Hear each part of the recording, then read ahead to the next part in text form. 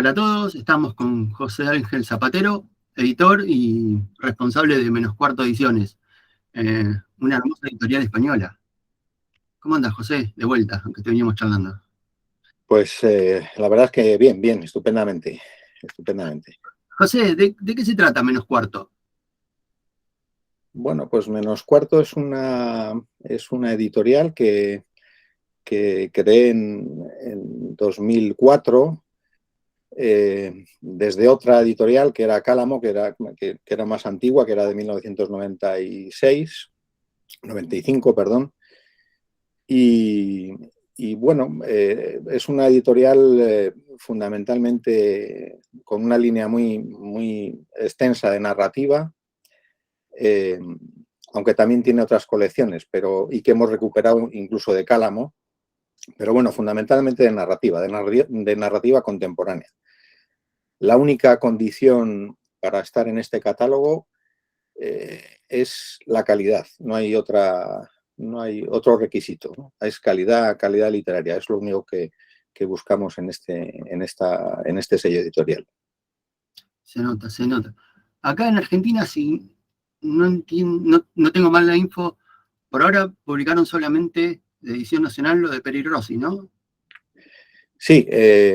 Sí, bueno, hace bastantes años publicamos un libro de microrelatos de David Lachmanovich, que era uno de los grandes microrelatistas y teóricos del microrelato, y luego una antología también de microrelatos argentinos. Eso lo publicamos directamente en Argentina, pero hace ya bastantes años.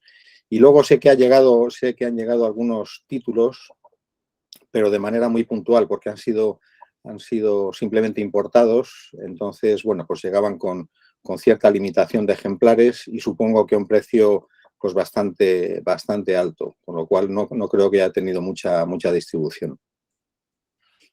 Sé que la insumisa estuvo funcionando muy bien en Argentina y calculo que la nave de los locos también va a seguir ese recorrido, pues es fundamental en Peri Rossi. ¿Esto te da un empuje para seguir editando acá? La verdad que lo pregunto porque me interesa mucho el catálogo de ustedes. Es un catálogo hermoso y me gustaría que se publique de edición nacional. Pues bueno, la verdad es que es una disculpa una coartada bastante buena pues para empezar a publicar allá.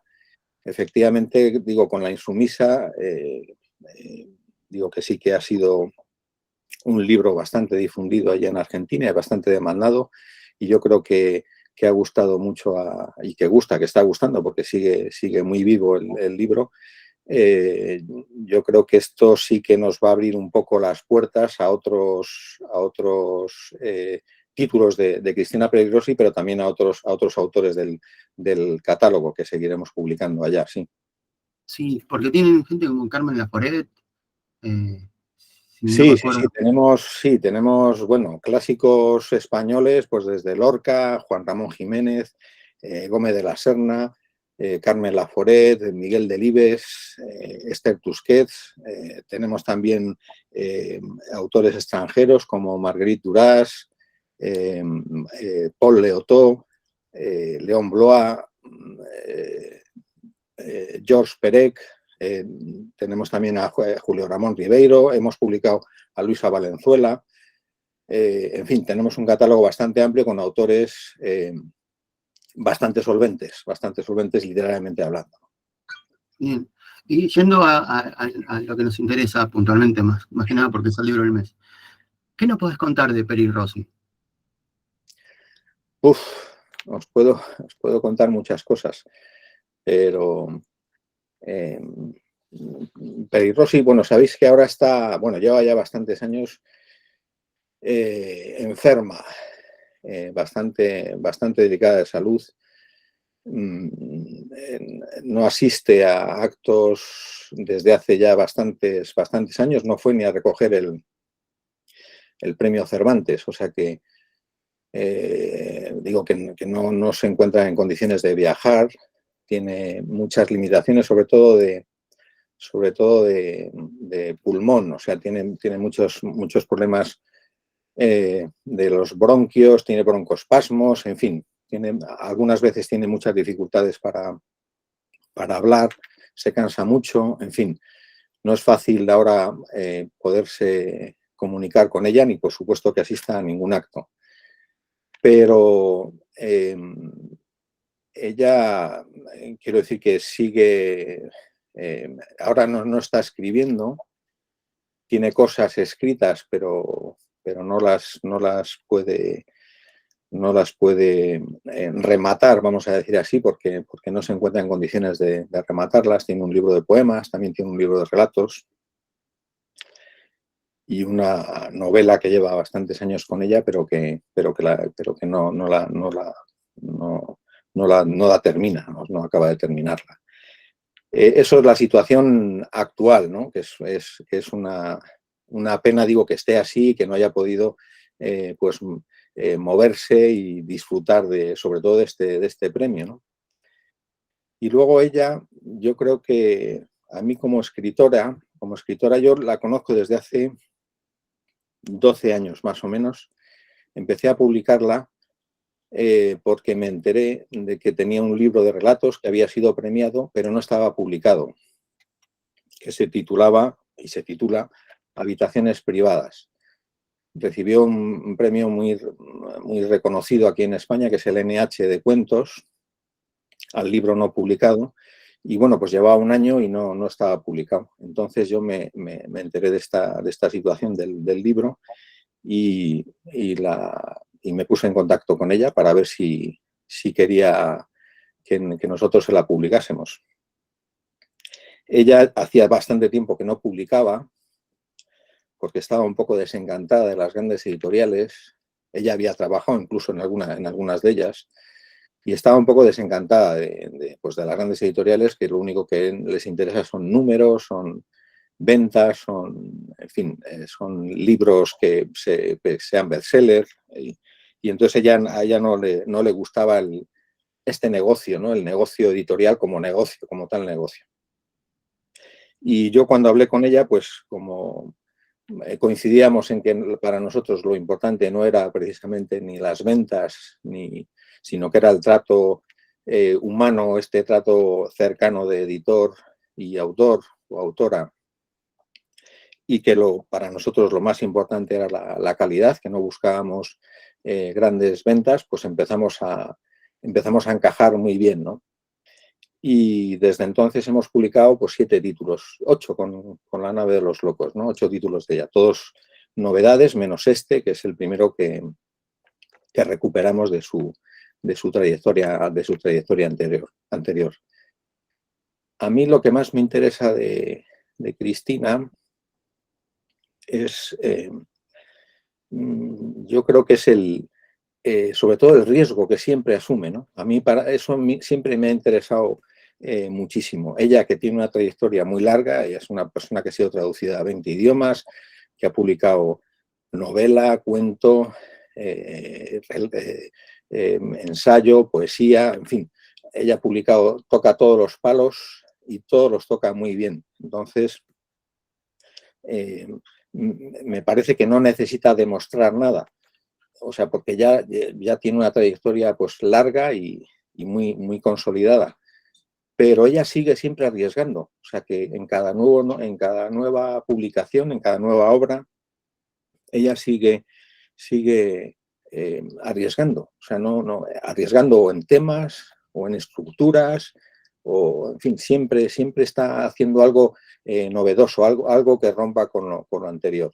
Y a mí eso es una cosa que me interesa muchísimo de los autores, que no hagan siempre lo mismo, o que no den a la manivela y siempre estén haciendo el mismo libro, ¿no? Y eso para mí es muy importante.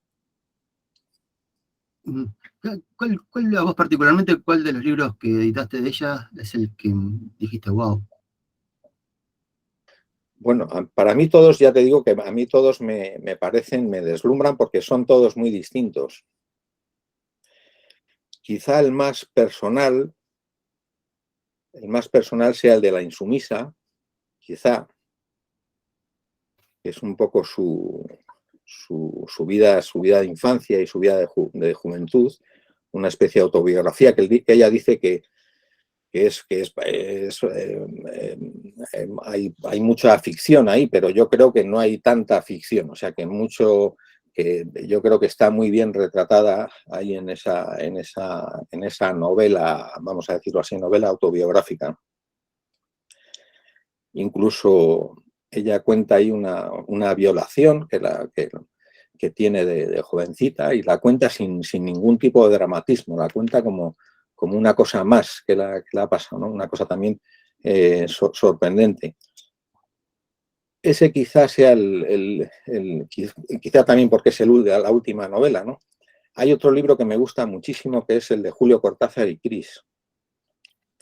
Es un libro que me gusta mucho porque es un relato de su relación con Julio Cortázar entre París y Barcelona. Ellos tuvieron, como sabéis, una relación, vamos a decirlo así, amorosa, sin llegar a más, pero una relación, vamos, quizá platónica. De hecho, Julio Cortázar le escribe 15 poemas de amor a Cris. 15 poemas que, bueno, esto lo cuento como una curiosidad, que nosotros en ese libro quisimos reproducir y no nos dejaron reproducirlo. Los poemas los tiene ella, porque se los dirigió a ella, pero los derechos no son de ella. Entonces ella ahí, bueno, la verdad es que cita muchos esos poemas y los va desgranando, y de hecho ella empieza el libro de una forma que a mí me encanta. Es este libro. No sé si lo veis.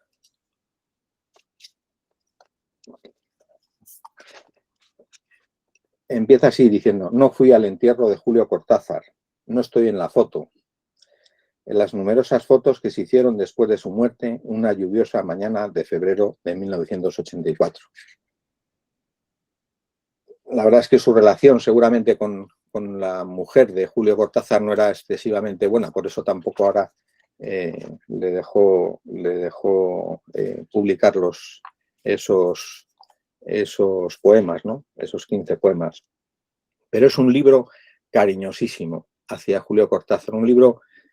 hubo una crítica aquí en España que decía: ojalá alguien en algún momento escribiese un libro como este sobre mí. Que eso lo dice todo, ¿no? Porque, en fin, es un libro tan cariñoso, con tanta admiración hacia Julio Cortázar, y esa relación de complicidad y de amor. Bueno, aquí es donde se dice que él, por primera vez, yo creo, es que Julio Cortázar murió de SIDA, que no se sabía entonces qué era en aquel momento esa enfermedad, y él se contagió en un hospital, ¿no? Por una transfusión que le hicieron, y se contagió. Y ella estuvo pendiente de él, llevándole a médicos, a especialistas, en fin. O sea que es un libro para mí muy entrañable y muy bonito, muy de leer, vamos, para leer estupendo, ¿no? Porque yo me siento identificado con esa crítica, ¿no? Ojalá alguien escribiese un libro sobre mí como este, ¿no? Yo agrego un ojalá. Estamos trabajando con la gente de Cultura de Lomas. Julio Cortázar era de acá, de la zona de Lomas. Sí. Nació en Banfield. Estamos comenzando a trabajar para hacer la semana de Cortázar, porque estuve hablando hace poco que me parecía increíble que Lomas no utilizara la imagen de Cortázar con todo lo que tenemos para hacer. Entonces, quizás el año que viene empecemos a trabajar el año de Cortázar, la semana de Cortázar todos los años.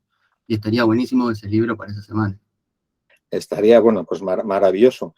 Intentaré este libro publicarlo cuanto antes allí en Argentina, porque yo creo que va a ser un libro, en fin, yo creo que muy entrañable para mucha gente, y en fin, yo creo que va a gustar muchísimo.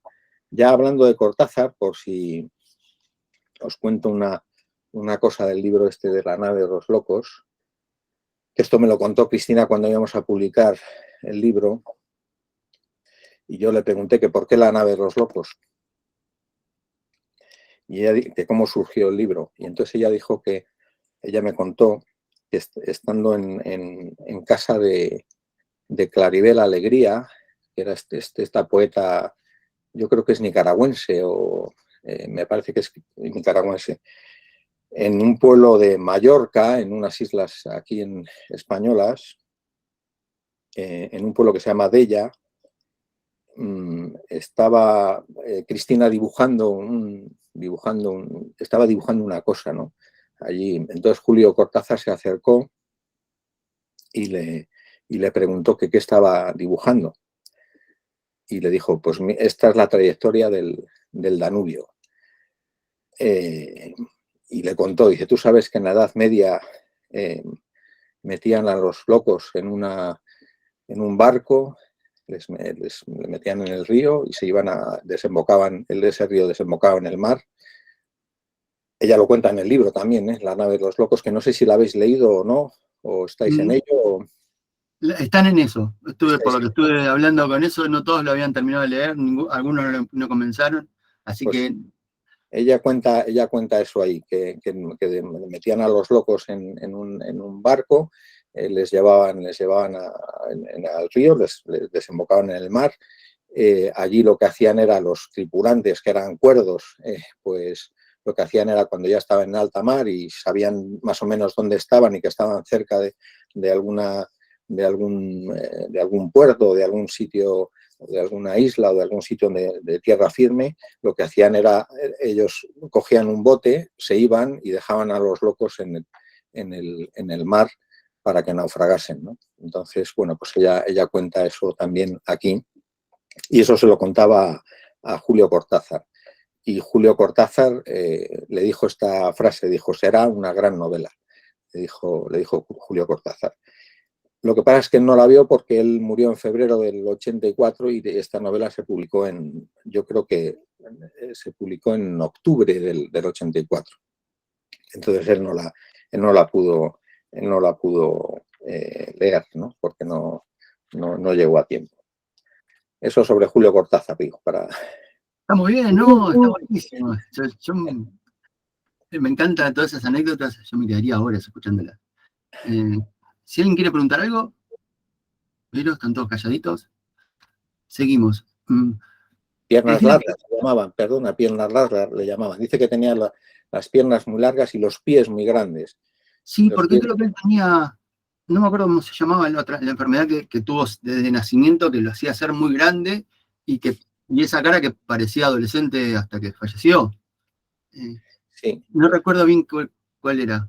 Otra cosa que me contaba, ahora que me estoy acordando ahora de otra cosa que me contaba, que decía que en ese mismo pueblo, en el que hay un bar que sale en la novela, también con una serie de locos y de gente realmente estrambótica, dice que había una cala. Bueno, en ese pueblo vivía, por lo visto, Robert Graves, este autor inglés de Yo, Claudio. Pues ese se fue, este personaje, porque era también un personaje, se fue a vivir allí y allí murió, porque bueno, vivió casi toda su madurez pues allí en ese pueblo. Y ellos iban allí, Julio Cortázar y Cristina y alguna gente más, pues iba a la casa de Claribel Alegría y su marido, y allí se pasaban temporadas. Y entonces dice que Robert Graves, que le había hecho para bajar a una cala, había hecho a su amada o a su novia, que era una actriz, había hecho como un sendero para que ella pudiese subir y bajar a la playa. Y dice que por ese mismo recorrido subían ellos y bajaban a la cala. Y entonces, claro, dice que siempre subían sobre las 3 de la tarde, una cosa así, que hacía un calor tremendo siempre a esas horas. Y entonces dice que estaban subiendo un día y le dijo Cristina a Julio, le dice, che, ¿cómo se llamará esta cala? Y dijo Julio Cortázar, dice, se tiene que llamar Calamidad, porque dice que sufrían al subir, que era una cosa tremenda, Qué lindo. La nave de los locos es marcado como uno de los libros fundamentales del post-boom latinoamericano. ¿A qué crees por qué crees que recibe ese título? Bueno, yo creo que ella es una autora que conoció a todos los autores del boom y, y yo creo que no fue reconocida precisamente por su condición de mujer. Ella es una gran cuentista, una gran cuentista. En aquellos momentos era una de las grandes cuentistas y en las enciclopedias o en los libros que hablan sobre el boom, en ningún momento se la cita a ella ni a ninguna otra mujer, por otra parte, pero sobre todo a ella, ¿no? Que era además amiga de todos ellos. Ella, como te decía antes, siempre está innovando. Y este es un libro muy innovador. O sea, después del boom, con este libro rompe absolutamente con toda la tradición, en fin, de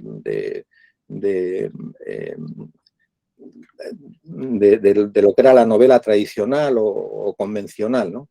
Ella rompe con todo eso. Ahora que se está hablando de la intertextualidad, de las fronteras, de no sé qué, ella ya lo hacía en los años 80. Este es un ejemplo claro, ¿no? de cómo se pueden romper los moldes de la literatura. Es una especie de muñecas rusas en las que una muñeca está metida dentro de la otra y dentro de la otra. Son historias sobre historias contenidas en historias. O sea, la verdad es que es un libro que a mí es un libro exigente, no es un libro fácil de leer. Porque yo creo que todo está lleno de historias, pero que son alegorías, todas hay metáforas dentro, no sé, es un libro para degustar con calma, o sea que no es un libro para leerlo seguido, que un libro de estos de 400 páginas que lees y te puedes perder 20 páginas que no pasa nada porque puedes seguir la trama. Aquí no, yo creo que hay que degustar cada frase, cada párrafo, porque en todos te está diciendo algo, ¿no? Ella contrapone además, porque yo le pregunté también, digo, ¿y esto del tapiz medieval, que ella contrapone un tapiz medieval que está en la catedral de Gerona, que ella vio y le deslumbró, le deslumbró, pero por el orden que tiene ese mural o ese tapiz de la creación, ¿no? Con su pantocrátor y luego todo en orden, todo lo apostolado, todo lo tal, cómo se creó el mundo, y entonces todo está perfectamente bien encajado, ¿no? Y entonces eso lo contrasta con el caos que hay en el mundo, ¿no? Entonces esa contraposición entre ese tapiz que está perfectamente bien organizado como la creación del mundo y nuestro mundo, que es realmente lo contrario, ¿no? Que es un caos y es de gente extraña, estrambótica, en fin, o sea, con muchas miserias, y es una contraposición a ese gran tapiz, ¿no? que hay en la catedral de Girona, ¿no? Pero bueno, a mí me parece que por eso te digo que es un libro muy innovador, muy arriesgado, ¿sabes? En fin, y que nos dice, a mí por lo menos, me dice mucho, me habla de muchas cosas, tremendamente actual, es un libro de una modernidad impresionante. Digo que habla sobre el exilio, sobre todo, yo creo que es la gran novela del exilio, el exilio que ella también padeció, ¿no? Dice en un momento determinado, dice, todos somos exiliados de algo o de alguien. Esta es la verdadera condición del hombre. Y es verdad, porque no solo se refiere al exilio de un país, sino al exilio de una separación, al exilio de un amigo, al exilio del nacimiento, o sea, que sales expulsado a la vida, del vientre de tu madre, al exilio. Somos gente siempre, de alguna manera, exiliada. Esa es nuestra condición, ¿no? Y es tremendamente actual porque habla de los problemas de eso, de los emigrantes, de las dificultades que tienen para encontrar trabajo los emigrantes, de la soledad que se vive en las grandes ciudades. Hay un pasaje que dice que va una chica joven que dice, con un cartel que decía, me siento muy sola, por favor, hable usted conmigo. Entonces ella, bueno, cuenta esa historia de cómo va esa persona mendigando casi el que hablen con ella. La marginación de los diferentes, ¿no? de los locos, habla de los enanos, de la gente que tiene discapacidades, o habla de las dictaduras, de los campos de concentración, de las violaciones, en fin, o sea, toca todos los temas de actualidad, ¿no? Y los toca de manera, pues eso, alegórica, en fin, no. Y luego, otra cosa que no quiero que se me olvide, es tremendamente feminista. Es un libro que yo creo que es muy, muy, muy feminista. Y todo eso, la virtud que tiene al contarlo es que lo cuenta con un humor que no es un humor de estos burlón y facilón, sino que es un humor muy, muy, muy tierno, ¿no? Muy tierno y que invita eso a la ternura. Hay veces que yo con este libro algunas veces me he reído, o sea, no ya solo me he sonreído, sino que, bueno, me ha hecho gracia alguna de las cosas que cuenta y el cómo las cuenta, ¿no? Yo, este libro, cuando lo seleccioné para el club, pensé, digo, es un libro medio difícil para que llegue a mucha gente, y que muchos están acostumbrados a leer otras cosas. Pero era un libro que no se podía dejar de no mandar en el club. Más cuando estoy construyendo un club que me interesa que llegue literatura. Y creo que eso es lo que pasa a muchos, que lo empiezan a leer y capaz que no se animan a avanzar porque encuentran estas trabas, que es un libro para degustar. ¿Nos podrías tirar algún tip de lectura? ¿Alguna, perdona, que no te... ¿Algún tips como para que esta gente que todavía está media recelosa de entrar al libro, entre?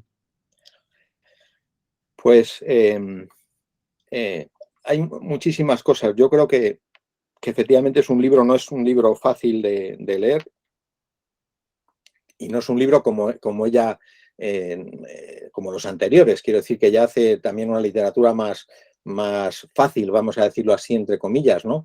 Pero este es un libro que yo creo que merece la pena hacer el esfuerzo de leerlo, porque yo creo que a mí por lo menos me está interpelando siempre, o sea, me está haciendo, quiero decir que no soy un lector pasivo, sino que me hace ser un lector activo, ¿no? De pensar y ver qué es lo que me está diciendo, qué es lo que quiere decir, o si estoy de acuerdo, ¿no? con esas cosas que ella está diciendo a través de alegorías, porque lo he estado repasando hoy, porque bueno, hacía tiempo que lo había leído, y en las 50 primeras páginas, o sea, 50, no he seguido buscando más porque es que me aburriría de escribir, ¿no?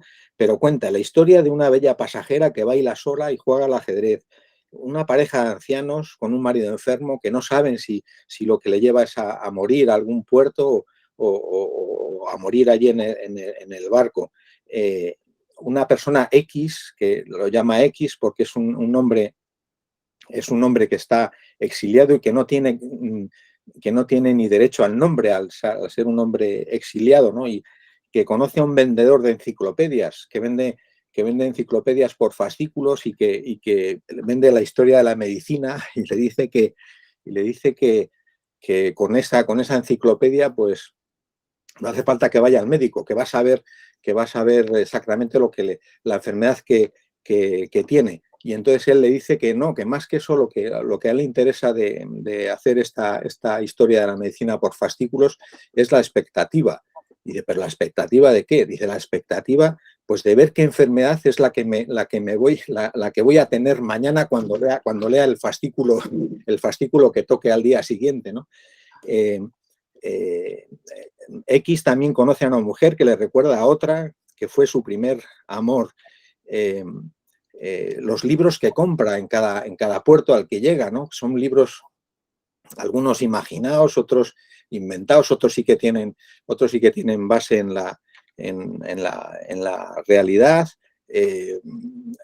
Me acuerdo de uno que es la muerte de un jugador de ajedrez chino, ¿no? Que cuenta un poco la historia de esa apuesta que tiene un emperador chino con otro personaje que se juegan el alma en una partida de ajedrez y el emperador lo pierde su alma. Y entonces la otra persona empieza a tener en sus sueños y empieza a poseer de alguna manera todas las ideas y todas las cosas del emperador y acaba medio loco y al final acaba suicidándose, ¿no? Porque no puede con tanta información en la cabeza. Conoce a un músico que toca las hojas muertas, un hombre gordo enamorado de una mujer soltera que tiene un bar y que es madre de una niña negra y se enamora de ella y no cierra el bar nunca. Ese es el bar que os decía antes del pueblo de ella. Y no cierra nunca el bar por si acaso vuelve la mujer con la niña al bar. Y entonces no lo cierra nunca, siempre está abierto. El secuestro de uno de los personajes, Vercingetorix, a una fábrica de cemento, que es una alegoría sobre la dictadura y sobre los campos de concentración. La nave de los locos que os comentaba antes, esto en las 60 primeras páginas. O sea, quiero decir que son historias, y cada una nos está diciendo algo, ¿no? Nos está diciendo algo sobre ese personaje exiliado, sobre lo que piensa ese personaje, o los personajes que él se encuentra, o los paisajes que él se va encontrando por ese deambular, ¿no? por esos países, ¿no? Que no cuenta, no se sabe qué países son ni qué, pero es todo eso, las muñecas esas rusas, ¿no? Es historia sobre historia, sobre historia, sobre historias, y es una gozada, ¿no? Ver en fin, leer todas estas, la inventiva que tiene Cristina para crear todos estos personajes y estas distintas historias, pero ya os digo que no son inocentes, ¿no? No son inocentes. Todas tienen su porqué y a todos, y a mí me dice unas cosas, igual a vosotros os dice otras, ¿no? Pero eso yo creo que es el valor de esta novela, y por eso hay que leerla con cierto detenimiento, ¿no? Que no se puede leer como una novela de trama, nudo y desenlace. O sea, que no hay, aquí no existe, esto lo rompe Cristina, ¿no? Esta manera de hacer novelas, ¿no? Este libro, muchas veces a los que nos gusta leer mucho, tenemos el problema del espacio en las bibliotecas. Entonces hay libros que van a ir, que los regalamos, que van girando. Pero este creo que es un libro que siempre tendría que estar en la biblioteca, porque las veces que querramos volver a leerlo, nos va a decir otra cosa. Sí, efectivamente. Yo creo que cada vez que lo lees, ahora que ya os digo que hacía tiempo que no lo leía, hace unos meses, y lo he vuelto a releer y he vuelto a redescubrir cosas, ¿no? O sea, que simplemente una lectura así superficial y tal, pero he dicho, anda, si esto se me había pasado, esto no lo había visto de esta manera, ¿no? Y ahora lo veía de una manera distinta. O sea, que siempre nos dice algo este libro, sí, es verdad. Es como un buen cuadro. Siempre uno descubre algo nuevo. Sí, efectivamente. Acá Carolina Casas pregunta, ¿qué libros del catálogo de la editorial, tanto en España como en Argentina, que se podría decir que son emblemas de la editorial?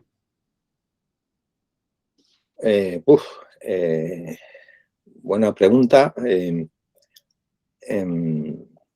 Pues yo estoy muy orgulloso de haber publicado unos autores españoles, por ejemplo, al margen de, he publicado, ya os digo, a Marguerite Duras, a Perec, a Orwell, o sea que de todos esos estoy muy, muy orgulloso.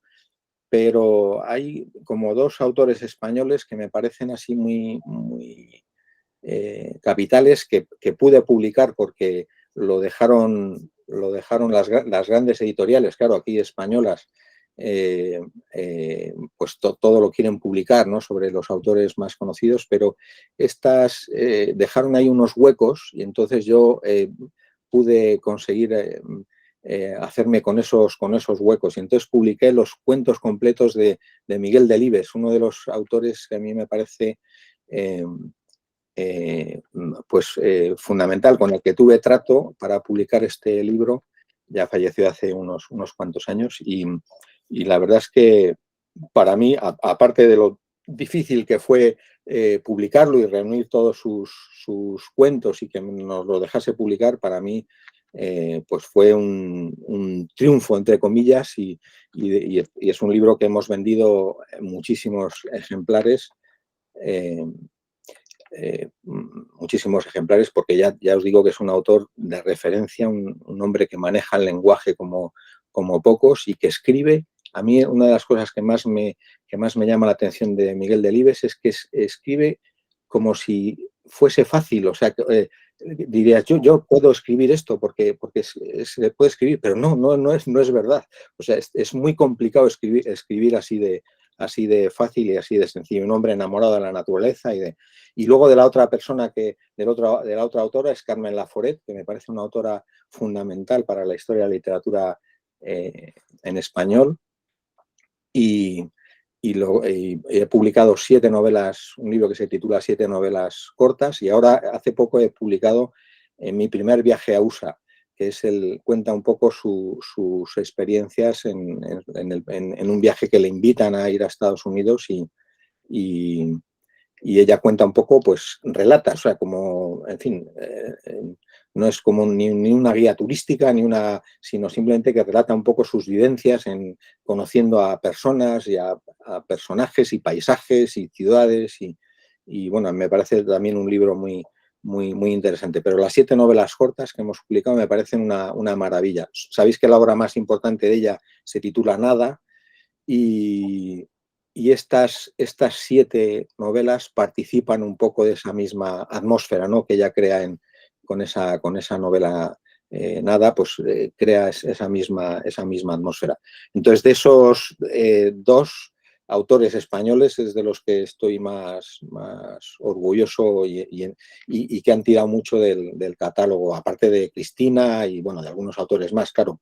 Pero bueno, quizá esos 2 y los de Cristina, porque ha sido una apuesta también. Cristina ha sido una apuesta de 12 años sin tener ningún tipo de... Bueno, sí que ha habido algún reconocimiento, ¿no? Pero no hasta que le ha llegado este reconocimiento pues grande, ¿no?, que es el Premio Cervantes, que es un gran reconocimiento del que yo me siento de alguna manera partícipe por haber apostado también por ella durante estos 12 años y haberla puesto otra vez en el panorama literario, ¿no?, en español. Vicky. Hola, José, ¿cómo estás? Hola, muy bien. Vicky, ¿qué tal? Bien. Bueno, Cristina ya tiene nacionalidad española después de tantos años, pero no deja de ser uruguaya, ¿no? Entonces mi pregunta es, en tu labor como editor, ¿qué desafíos encontrás en hacer un trabajo de edición con autores que tienen una cultura distinta? Si bien los españoles son como lo más parecido a nosotros, siguen existiendo gaps culturales, ¿no? Entonces, quizás la pregunta es si encontrás estos gaps en tu trabajo como editor y, bueno, ¿cuáles son como los desafíos, no? Sí, efectivamente. No sé si se entiende mi pregunta. ¿Eh? No sé si se entiende mi pregunta. Sí, se entiende. Yo creo que sí. Sí que es verdad que efectivamente hay giros y hay expresiones que no se corresponden a veces o que no sabes muy bien. Entonces, la dificultad que tenemos es, yo sobre todo respeto muchísimo al autor. Quiero decir que yo no cambio absolutamente nada sin la autorización del autor. Yo lo que sí que hacemos es una corrección,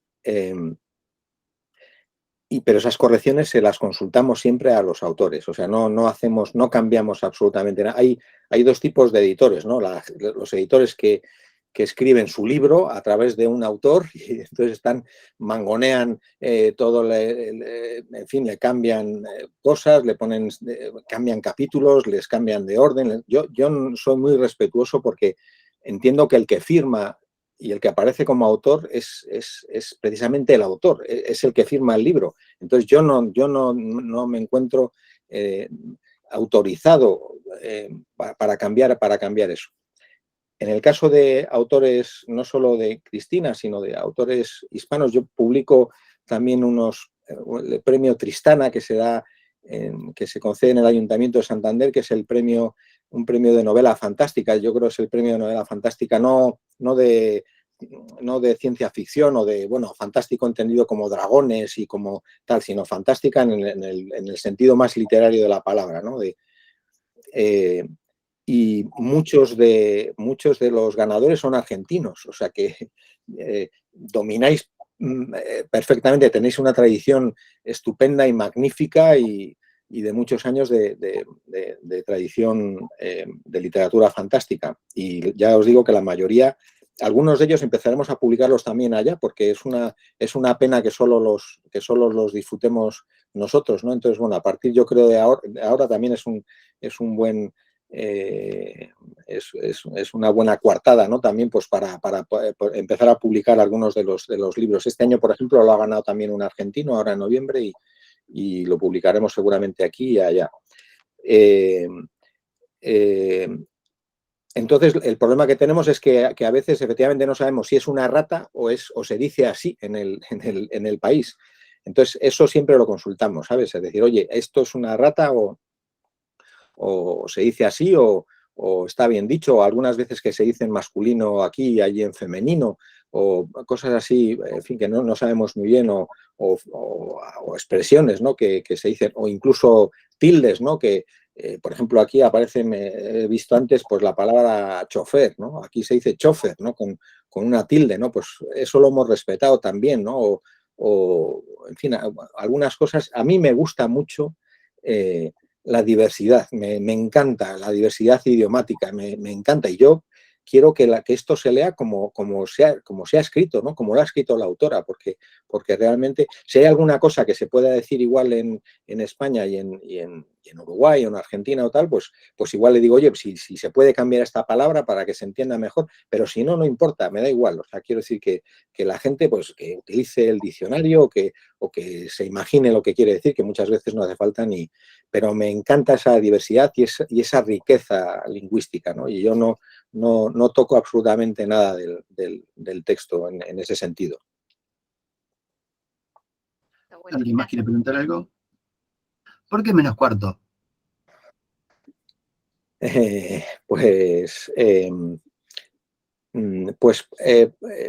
Yo quería un nombre no muy serio, un nombre un poco desenfadado, y empezamos con 2 libros de relatos,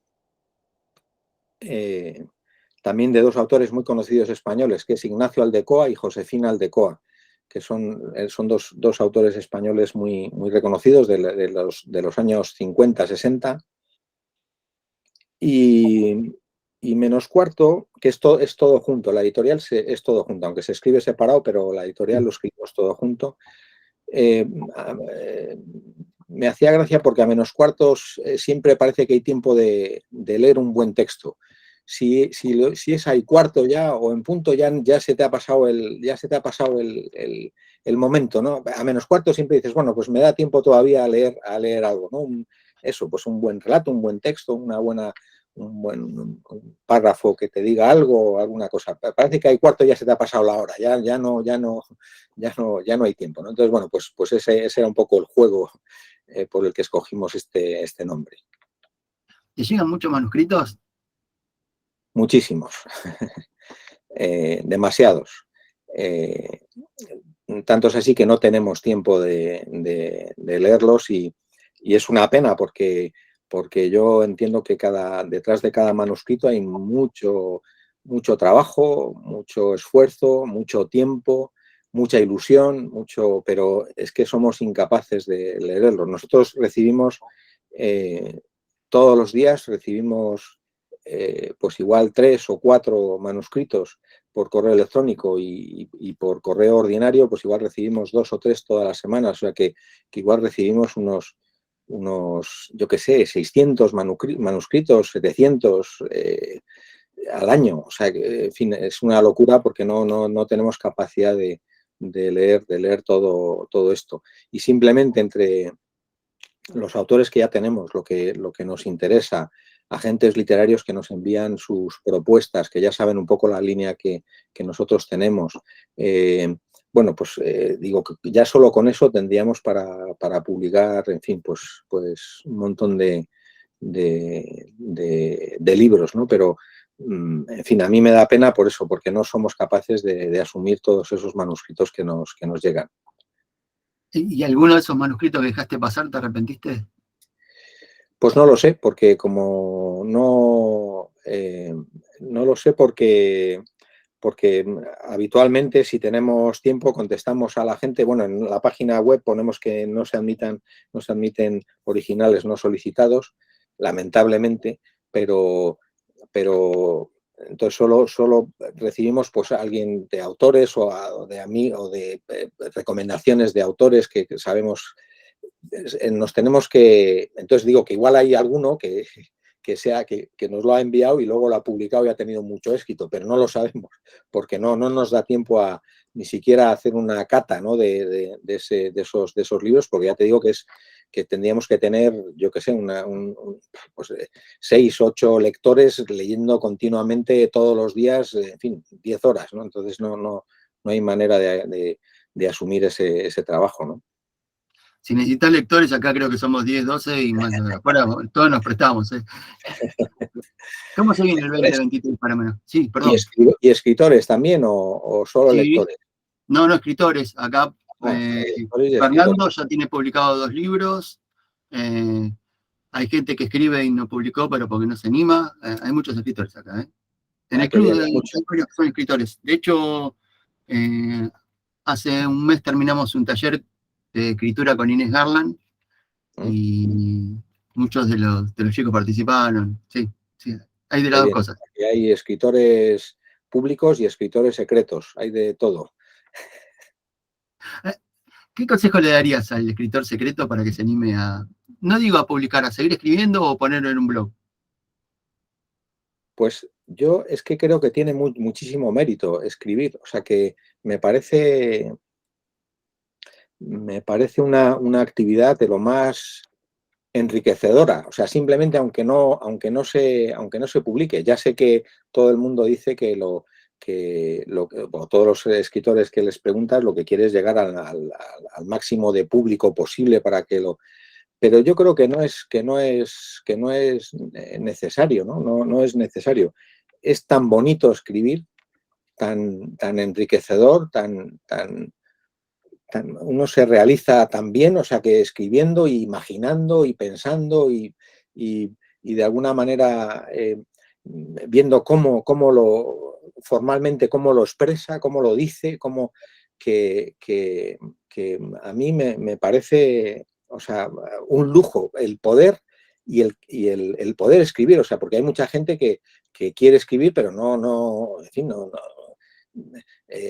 es lo mismo que, bueno, uno que quiera jugar a tenis, o sea, quiere decir que es que no, si no da la bola, pues no, es que no sirve para escribir, pero algunos de vosotros que estáis muy interesados y que queréis escribir y que algunos habéis publicado y otros hacéis vuestros pinitos escribiendo y tal, yo, en fin, o sea, eso ya es una garantía, ¿no? De ese querer escribir y el querer expresarse a través de la escritura, me parece un lujo primero para uno mismo, y luego si encima pues llega más gente, pues sería estupendo, ¿no? Pero no tiene por qué ser así. Yo entiendo que solo escribir ya, o sea, es una actividad de lo más bonita y enriquecedora que se puede hacer. Y además, quiere decir que uno se conoce más a sí mismo. O sea, quiero decir que es una labor también de introspección, de poner en orden sus ideas y plasmarlas en un papel, ¿no? O sea, que para mí, vamos, me parece una actividad que ya te digo que es un lujo para cualquiera, ¿no? Que pueda y que sepa. Tomo esta última parte, ya sé que no es tan así como lo voy a decir, pero ¿existe literatura que no sea del yo?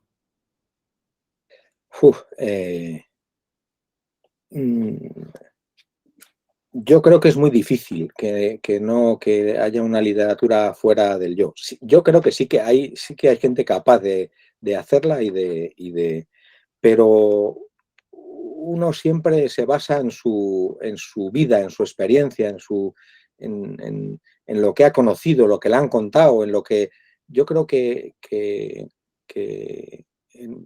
mucha de la literatura y de la buena literatura se basa precisamente en eso, en experiencia personal, en el yo, ya bien sea vivido o contado o experimentado, o, en fin, o imaginado, pero siempre yo creo que el yo anda por detrás. Otra cosa, igual si hablamos de literatura de género, quizá ahí pueda haber otra, en fin, pues otra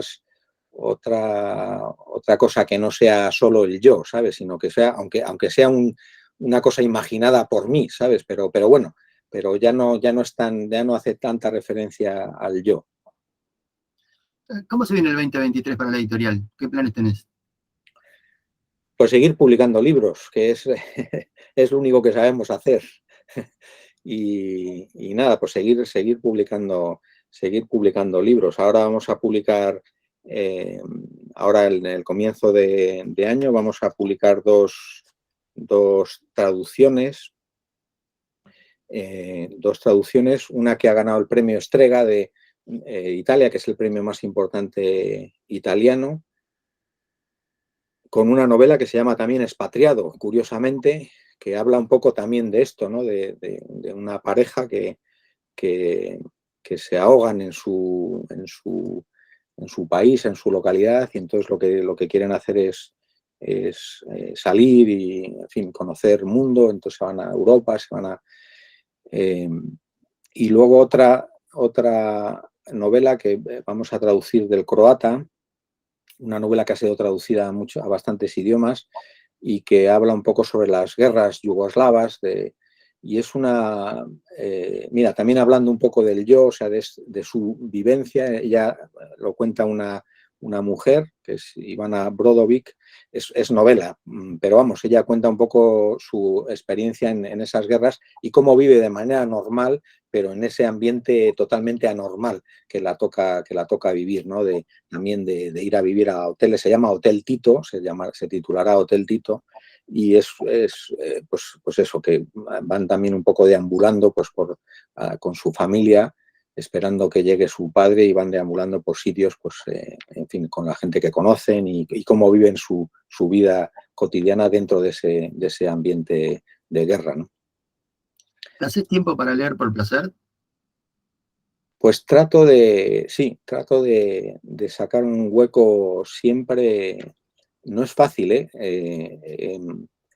y de eso se quejan absolutamente todos los editores, que solo con las cosas que uno tiene que leer por profesión y por obligación, pues es difícil sacar huecos. Pero yo sí que me he propuesto porque me interesa saber lo que se publica, me interesan algunos autores que yo no publico, y quiero estar un poco al día y quiero saber qué se escribe y cómo se escribe. Y sí que saco tiempo para eso. Yo siempre digo que cuando deje de ser editor me dedicaré por fin a leer lo que me dé la gana y a leer todo el día, pero lo que me dé la gana, ¿sabes? Esa es la aspiración que tiene yo creo todo editor, ¿no? Pero vamos, sí que saco huecos, sí. ¿Y qué has leído últimamente que te ha gustado? ¿Qué he leído?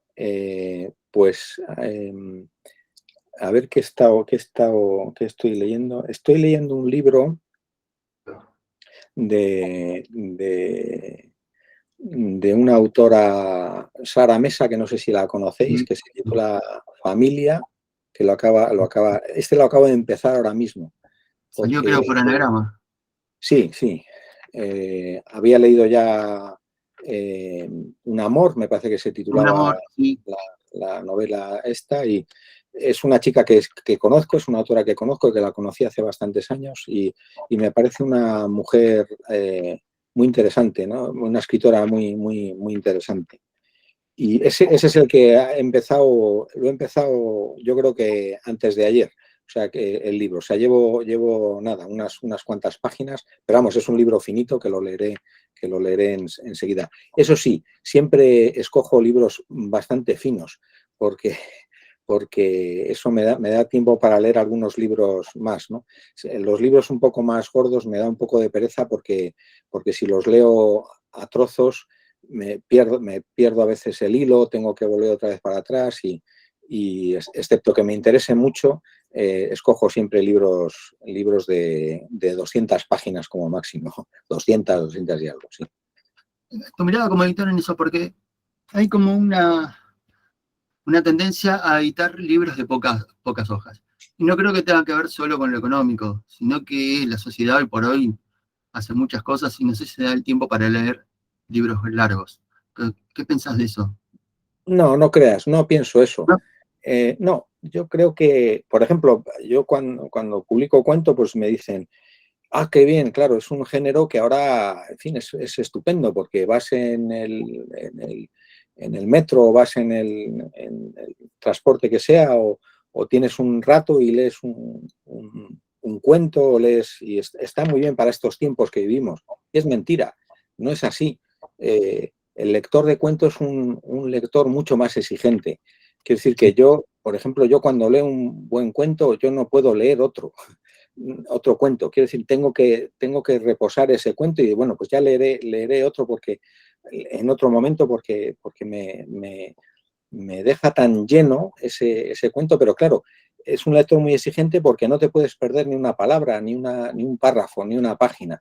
En una novela de 500 páginas puedes estar 20 páginas sin saber muy bien se te cae el libro en la cama cuando estás durmiendo y no pasa absolutamente nada. O sea, que quiere decir que después de 20 páginas puedes seguir leyendo el libro porque no te has perdido casi nada, ¿no? Porque es muy...